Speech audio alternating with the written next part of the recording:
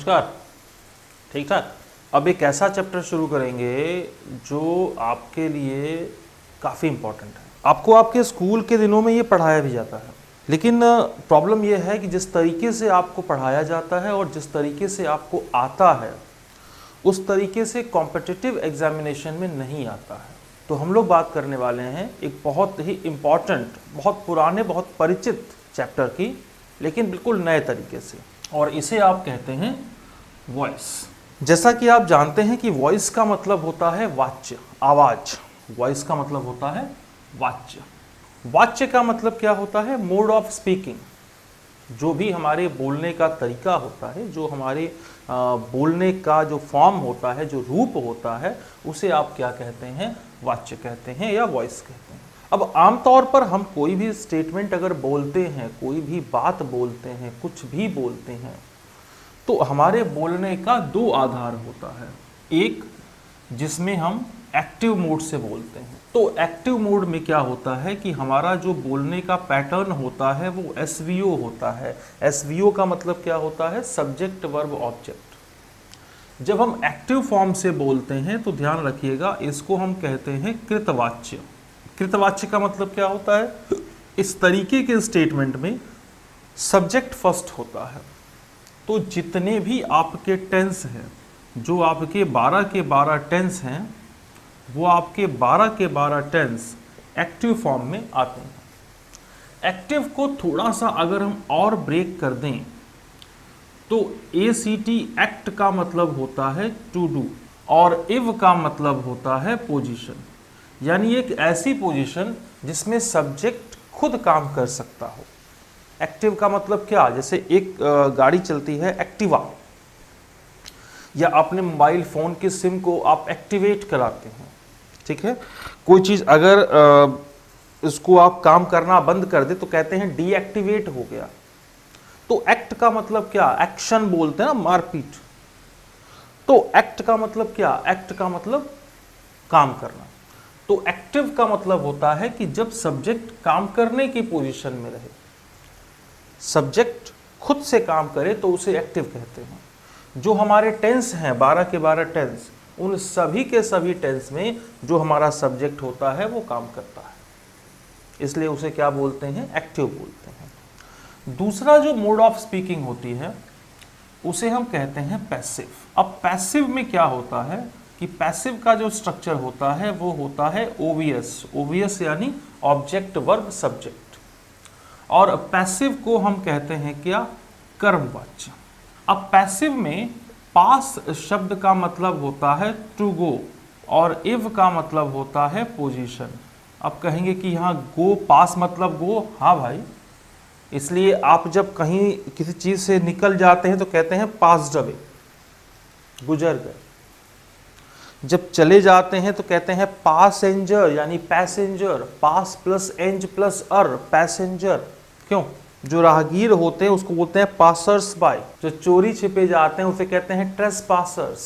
तो पैसिव में क्या होता है कि पैसिव में जो स्ट्रक्चर होता है वो ओवियस होता है, यानी कि अगर हम सब्जेक्ट के ऊपर बेस करके चल रहे थे एक्टिव में, तो ऑब्जेक्ट के ऊपर बेस करके चलेंगे पैसिव में। अब सवाल ये उठा कि अगर सब्जेक्ट से काम चल रहा था, ठीक ठाक काम चल रहा था, तो फिर ये पैसिव की जरूरत क्यों पड़ी, ऑब्जेक्ट की जरूरत क्यों पड़ी? देखिए, चाहे एक्टिव बनाइए चाहे पैसिव बनाइए, सारी कहानी जो है इस वर्ब के लिए चलती है। मतलब जितनी भी ये प्रॉब्लम्स हैं वो सारी के सारी वर्ब को लेकर है।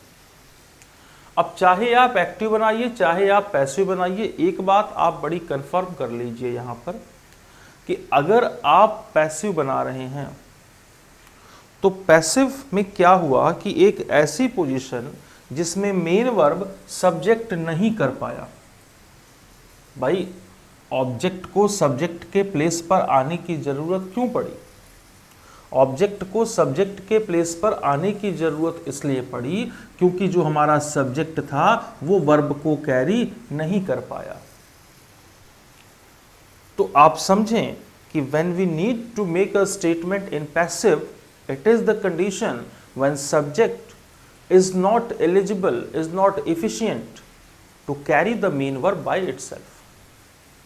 जब हमारे सब्जेक्ट, हमारे कर्ता के पास वो क्वालिटी, वो काबिलियत, वो योग्यता नहीं रह जाती कि वो खुद से अपना मेन वर्ब कर सके या मेन वर्ब के साथ खुद कनेक्ट हो सके, तो ऐसी पोजीशन एक्टिव से हटके पैसिव में आती है। आपने बहुत सुना होगा बचपन में, बहुत सारे एग्जाम्पल देखे होंगे कि मैंने रोटी खाई, मैंने रोटी खाई। अब सोचो, मैंने रोटी खाई तो मेन वर्ब क्या है? खाना। किसने खाई? मैंने खाई।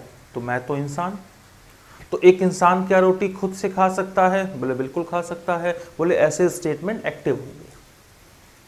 मैंने रोटी खाई, इंसान खुद से रोटी खा सकता है, ऐसा स्टेटमेंट एक्टिव होगा। दूसरा है, सिखाते भी हैं लोग कि रोटी मेरे द्वारा खाई गई।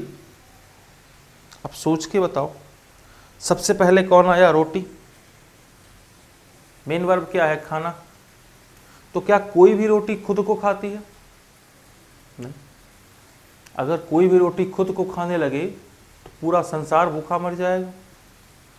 सही बात है। तो खाने का काम, मेन वर्ब क्या है? खाना, और सब्जेक्ट के प्लेस पर क्या है? रोटी। तो क्या रोटी खुद को खाएगी? बोले नहीं। तो क्या कोई दूसरा रोटी को खाएगा? बोले हाँ। तो जो दूसरा रोटी को खाएगा वो सब्जेक्ट होगा। तो फिर रोटी क्या हो गया? ऑब्जेक्ट। क्योंकि बच्चे, तुम्हारा जो पैटर्न है एसवीओ, एसवीओ पैटर्न में सब्जेक्ट वो है जो मेन वर्ब को कैरी करता है, ऑब्जेक्ट वो है जिसके ऊपर मेन वर्ब किया जाता है, और वर्ब की दोनों अवस्थाएं हेल्पिंग वर्ब और मेन वर्ब जुड़ी रहती हैं। जैसे आई इनवाइटेड हिम, अगर बोला आपने आई इनवाइटेड हिम, तो आई क्या है? सब्जेक्ट। क्यों? क्योंकि मेन वर्ब इनवाइट का काम कौन कर रहा है? आई कर रहा है। लेकिन ऑब्जेक्ट क्या है? ऑब्जेक्ट कौन है? हिम। क्योंकि किसे इनवाइट किया? मैंने हिम को इनवाइट किया। तो समझो, जो मेन वर्ब कर लेता है वो सब्जेक्ट, और जिस पर मेन वर्ब किया जाता है वो ऑब्जेक्ट। और जब सब्जेक्ट मेन वर्ब को पूरा करने में एफिशिएंट नहीं रहता, सब्जेक्ट खुद से काम नहीं कर पाता, तो ऐसी पोजीशन को हम पैसिव यानी ऑब्जेक्ट के बेस पर बनाते हैं।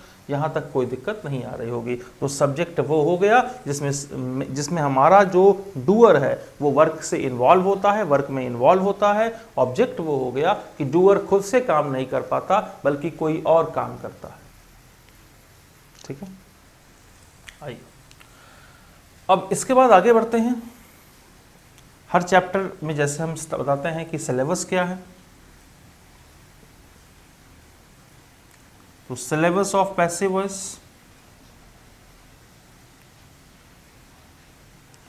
पैसिव वॉइस में क्या क्या पढ़ना है आपको ये समझे। सबसे पहले पढ़ना है आपको passive by tense.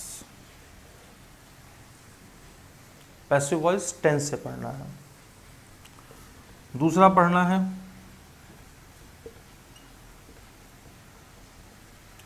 Passive by imperative form.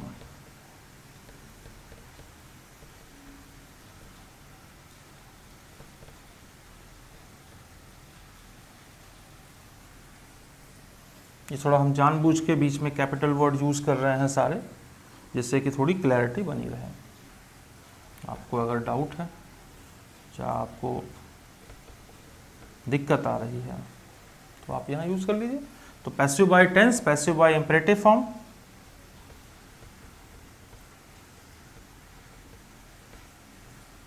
Passive by modal verb. पढ़ा है अभी आपने इसके पहले मॉडल वर्ब।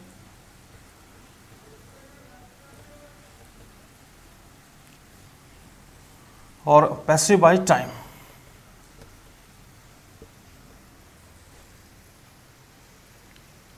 ये आपका जो है 4 इंपॉर्टेंट पॉइंट्स हैं जिनके बेस पर, जिनके आधार पर, जिनके तरीके से हमें पैसिव वॉइस शुरू करना है। तो बच्चे एक एक करके हम इन सब का प्रारंभ करते हैं। पहला जो आपका हिस्सा है, पहला जो पॉइंट है वो है आपका पैसिव बाय टेंस। देखते हैं